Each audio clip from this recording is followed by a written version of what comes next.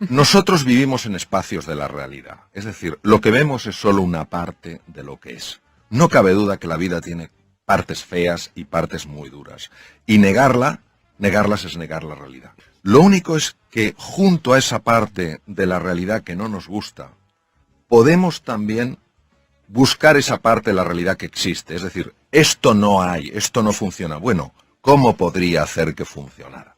Ten en cuenta que donde nosotros llevemos la atención van nuestras emociones y se hace más real para nosotros. Es decir, si solo estamos enfocados en el aspecto negativo de las cosas, llega un momento, literalmente, en el que aunque haya algo positivo y valioso, no lo podremos ver. Es imposible verlo. La percepción es una construcción cerebral.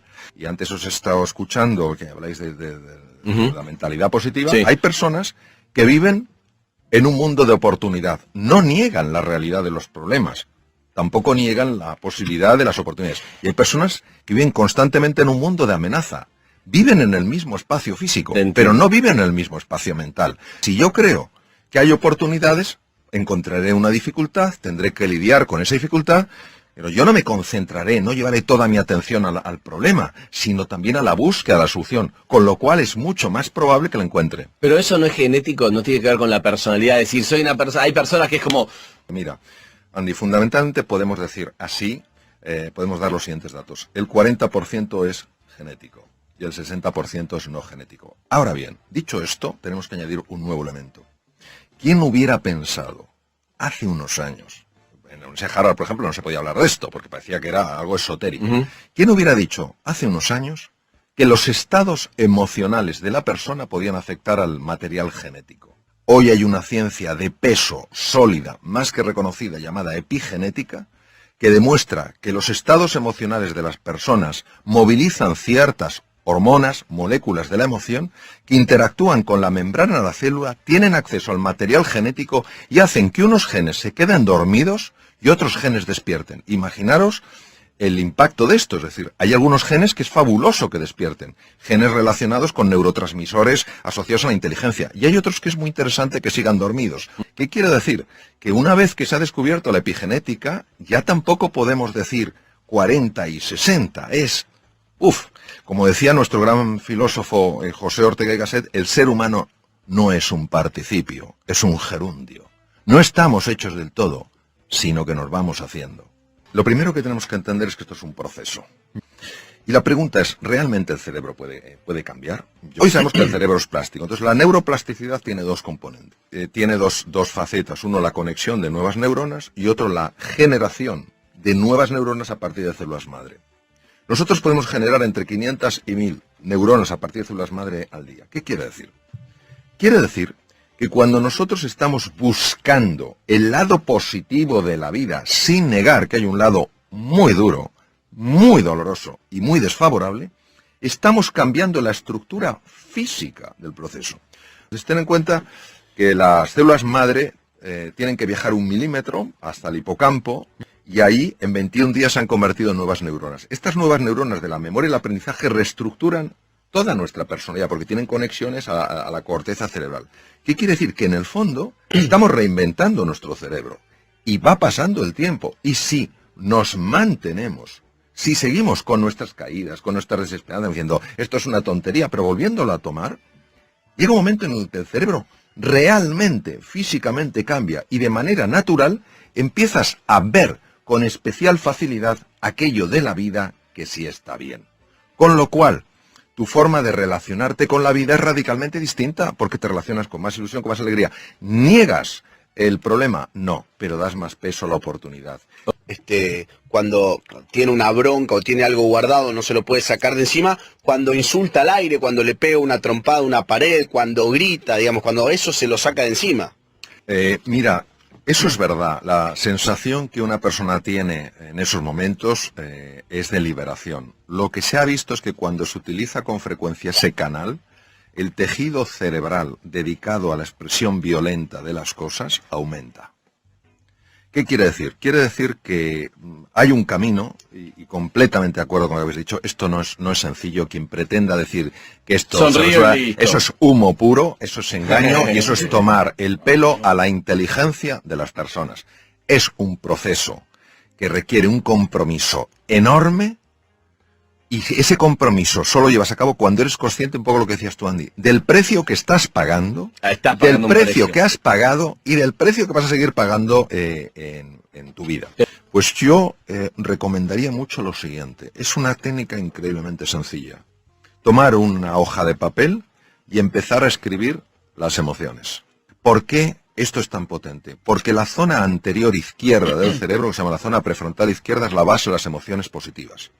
Cuando nosotros, una emoción que la tenemos ahí y que nos está desbordando, pero que todavía no la hemos articulado en el lenguaje, empezamos a articularla en el lenguaje, a la fuerza, para poderla articular en el lenguaje, para poderla escribir, tiene que pasar por la zona prefrontal izquierda. ¿Y entonces qué pasa cuando pasa por ahí? Pues imaginaros un hierro súper caliente que lo haces pasar por un tanque de agua fría. Entonces, no es que la temperatura, ese aumento de temperatura desaparezca por completo, pero sí se aminora. Y en ese momento ya puedes gestionar. Luego, otra cosa importantísima y que se ha demostrado de una utilidad máxima es, en esos momentos, cuando uno está así, uno es peligroso. Lo que hoy sabemos desde la neurociencia, que han pasado muchos años, es que hay muchos elementos químicos. Y cuando hay esa frustración y esa tensión, hay una química que nos convierte en personas peligrosas. En ese momento, si tú vas a tu casa, vas a ver a tus hijos, vas a ver a tu mujer, a tu marido, a quien sea, y les vas a ver como oponentes, es decir, les deshumanizas. Entonces, hay otro sistema súper sencillo y súper potente para reducir esto, que es el ejercicio físico. Caminar acelerando el corazón y la respiración. ¿Por qué? Porque al hacer eso, hay dos cosas que se ponen en marcha. Una de ellas se llama, o dos hormonas, se llama la oxitocina.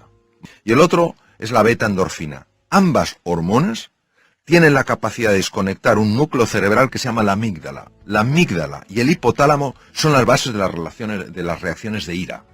Por eso, si un día alguien sale del trabajo y está porque le han hecho la faena, le han maltratado, esos momentos que todos podemos experimentar en nuestra vida, mi propuesta para la evaluación de los oyentes es que no vaya directamente a su casa. Porque sino que va a contaminar con porque lo va a esa ira contaminar todo.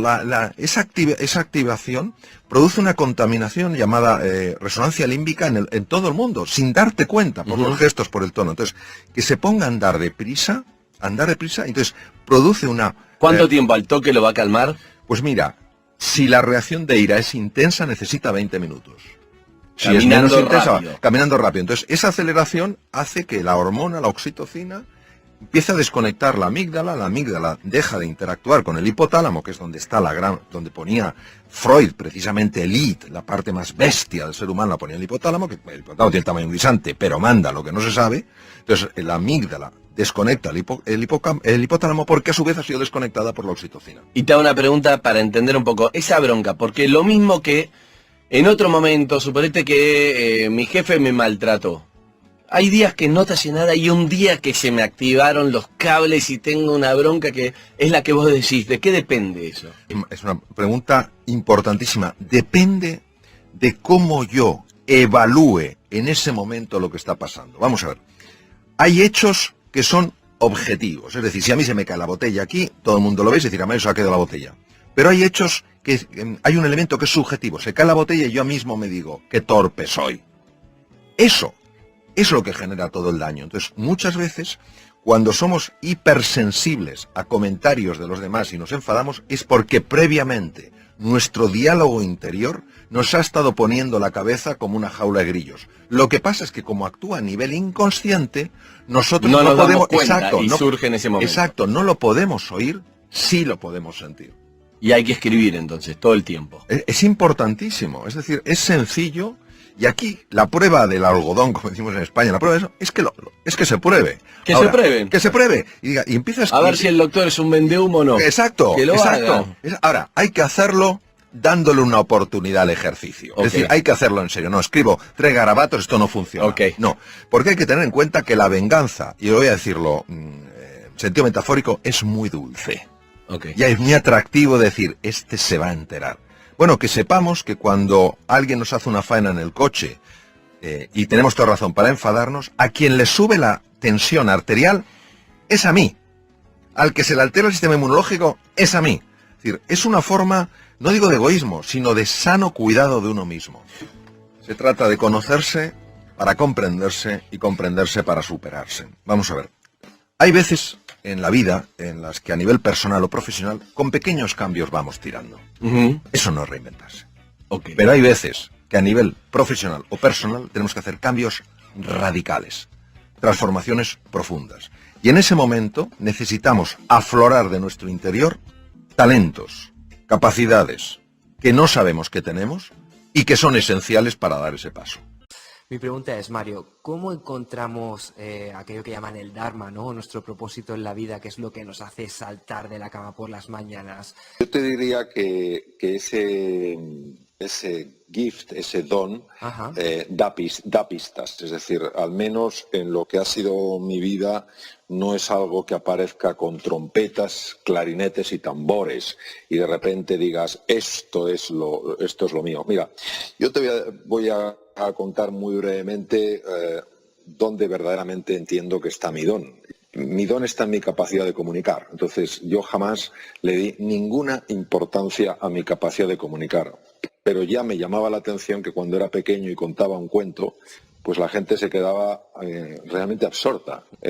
Cuando yo a mis hijos, siendo pequeños, les contaba cuentos, no solo se quedaban absortos, sino que querían grabarme y empezaron a grabarme los cuentos y yo no lo entendía porque me parecía que aquellos cuentos que me inventaba no eran interesantes para una grabación. Cuando yo hablaba con mis enfermos, antes de que entraran a quirófano o cuando hablaba con las familias, observaba que se producía en ellos una sensación de calma realmente notable. Pero para mí eso era normal porque no me costaba, o sea, era algo totalmente natural y si no lo hubiera hecho me hubiera sentido raro. ¿Quién me iba a decir a mí años después que eso se convertiría pues en mi forma actual, digamos, por describirlo de una manera, mi forma actual de vida, que sería a través de la comunicación, donde tendría mi mayor capacidad de influencia? ¿Qué ocurre? Que hay muchas personas que tienen un talento, que tienen un don, pero como les es tan natural y estamos acostumbrados a valorar solo aquello que cuesta un montón de esfuerzo, que hay que pelear a lo bestia, que hay que tal cual, no acaban de valorar eso. Entonces no creen que eso tenga suficiente interés. Entonces, yo me acuerdo que cuando tenía cierto tiempo libre, tanto en mis estudios de medicina como en el ejercicio de mi profesión, siempre me dedicaba a leer cosas de superación personal, siempre me dedicaba a leer cosas que tenían que ver con la relación mente-cuerpo. Por eso era como una parte que yo integraba de forma, pues me parecía bastante normal en el campo de la medicina, y sin embargo era una cosa que estaba buscando su propio espacio para en un momento determinado llevarme a otro nivel, ¿no? Entonces yo diría eso. En primer lugar, creo que hay que entender que toda persona tiene un don para algo. Y que ese don, cuando tú lo tienes, no sabes que es un don, pero los demás ven que es un don. Y que precisamente porque es natural en ti, porque fluye, no sueles darle importancia. Cuando yo hablo de este tema con algunas personas en los programas y tal y cual, lo que les digo es estar atento a aquello que se os da de forma naturalmente bien, que es como si surgiera sin esfuerzo y que os produce además una sensación enorme de disfrute. Yo me quedaba sorprendido cuando algún compañero mío en medicina, afortunadamente han sido pocos, pues encontraban que hablar con los enfermos era algo francamente aburrido y tedioso, y para mí era algo profundamente agradable, porque yo notaba cómo ellos se tranquilizaban, cómo ellos se ilusionaban, cómo ellos iban a quirófano con otra actitud, ¿no? Entonces, eso es lo que yo creo que es realmente importante, prestar atención a eso que de manera natural se te está dando bien y que te gusta especialmente. Y también hay que entender que que ejercitar un don no ha de buscar el que los demás te aplaudan o el que los demás te valoren. Siempre es muy agradable que te aplaudan y te valoren. Pero el tema del don, para mí la belleza del don es que te ayuda a desplegar tu potencial. Es a través de tu don, a través del ejercicio, en este caso en lo que a mí respecta, sobre todo de la comunicación, me ayuda a mejorar como persona, me ayuda a evolucionar, ¿no? Ahora, es verdad, Víctor, y así lo lo he vivido, Sí. que el don curiosamente es muy sutil. Y creo que es muy sutil y a veces es difícil de escuchar porque hemos perdido mucha conexión con la dimensión profunda de nuestra existencia. Realmente no conectamos con esa fuerza que se suele mencionar como la fuerza del corazón, y por eso creo que en el trabajo para descubrir el don, una de las cosas más importantes es la meditación, es decir, el entrar en silencio, entrar en el vacío y conectar con aquello que está más allá del ruido, más allá de la vorágine, más allá de las prisas. Yo creo que aquellas personas que verdaderamente sí están buscando su don de una forma seria y de una forma comprometida, antes o después lo acaban encontrando. Sí. ¿Es cuando encontramos ese don, cuando se acaba la insatisfacción y ese sentimiento de vacío? Bueno, hay un anhelo tremendamente profundo en el ser humano que solo se puede llenar, al menos desde mi perspectiva, cuando tú descubres quién eres en realidad. O sea, cuando una persona consigue ir más allá de sus títulos, de sus posesiones, de sus cargos, de sus conocimientos, incluso de su forma de pensar, incluso de su forma de ver la realidad, y penetra en esa dimensión profunda de la existencia y descubre qué es lo que le define por naturaleza, hasta que no ocurre eso, ese anhelo no puede dejar de existir. ¿Qué ocurre? Que muchas veces uno lo quiere llenar o lo quiere colmar con el tener, y no se puede colmar con el tener, solo se colma con el ser quien realmente eres, no quien te crees que eres. Por eso el anhelo profundo que todo ser humano sin excepción tiene, lo que nos pide, al menos desde mi experiencia, es que despertemos de la pesadilla, despertemos del drama del sueño y nos demos cuenta que en la vida pasan cosas, que en la vida pasan cosas que duelen, que en la vida pasan cosas difíciles, pero como decía una queridísima amiga mía, María de Villota, la vida es un regalo. Entonces, hasta que uno no se da cuenta de que verdaderamente la vida es un regalo, a pesar, digo, de tropiezos, dificultades, dolores y cosas que hacen que lo pasemos mal, hasta que no tengamos este sentido profundo de gratitud, creo que no podremos haber colmado ese anhelo. ¿Cuál es tu propuesta para pasar del piloto automático a tomar conciencia?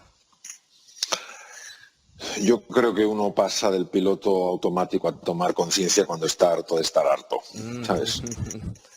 Cuando uno se da cuenta, vamos a ver, nosotros vivimos en piloto automático porque pensamos que no hay otra forma de vivir. Ajá. Así de claro. O sea, nosotros vivimos en piloto automático porque pensamos que solo cuando se vive en piloto automático uno es eficiente, uno es creativo, uno logra cosas, etcétera, etcétera. Sí. Esto es como el pez no sabe que está dentro del agua hasta que le sacan de ella. Pues nosotros andamos dentro del agua pensando que no hay más mundo. Y entonces decimos, bueno, pero no hay más mundo que el mundo de las prisas, no hay más mundo que el mundo de estar en 27 cosas a la vez. Y realmente eso es lo que nos ocurre. ¿Qué pasa? Que cuando tú oyes algo, lees algo, ves algo que de alguna manera te hace descubrir, te hace caer en la cuenta de que sí hay otro mundo posible, entonces te planteas mirar en otra dirección. Ese caer en la cuenta, eso que me gusta llamar insatisfacción inspiradora, es lo que hace que una persona se pare. ¿Qué ocurre? Que da mucho vértigo porque hemos cogido mucha inercia. Entonces, da mucho vértigo pararse porque uno piensa que pararse es el fin. No, ¿qué va? Hoy sabemos que la desaceleración de una persona reequilibra el sistema nervioso central, lo sabemos, está demostrado.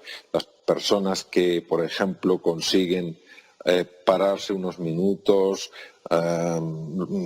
relajarse, centrarse en el presente, no dejarse capturar por los pensamientos, sabemos, ha sido muy ampliamente documentado, que empiezan a producir cambios muy valiosos en el cerebro, cambios que tienen un impacto en la creatividad, en la capacidad de aprendizaje, en la capacidad de comprensión y en la capacidad de prestar atención. Hay que tener en cuenta que cada vez hay más síndromes de déficit de atención en adulto y en niño. Sí. por otra parte, se sabe que aquellas personas que consiguen hacer ese alto, no es que no produzca su mente pensamientos, es que los pensamientos ya no les atrapan, no les llevan a donde quieren llevarles, son personas que biológicamente empiezan a rejuvenecer, que empiezan a mejorar el funcionamiento de su sistema de defensa, que sus tejidos funcionan mejor, que sus células llevan a cabo mejor sus funciones. Hoy se puede medir, hoy hay tecnología para ver lo que pasa en una persona en estos estados de mayor calma, de mayor serenidad y mayor tranquilidad. ¿Qué pasa? Que es tan contraintuitivo que desacelerar es lo que te permite luego ir más deprisa, que vuelvo a decirlo, solo aquellas personas que de alguna manera se sienten inspiradas por algo que leen, por algo que escuchen, ojalá tu programa, por algo de este tipo, se paran y dicen, oye, me voy a tomar esto en serio. O aquellas personas que llega un momento en que dicen, ¿y todo esto para acabar en la cama de un hospital con un infarto a los 35 años? ¿A los 40 años? ¿Todo esto para que mis hijos no sepan quiénes son? ¿Para que no sepan quién soy? ¿Para que no tengamos un vínculo? Todo esto para eso. Entonces en ese momento dice uno, esto no puede seguir así. La zona de confort es una zona con un gran poder gravitacional y para encontrar esa palanca que nos saque de ahí, yo creo que es a través de la inspiración o a través, a veces, de tocar fondo.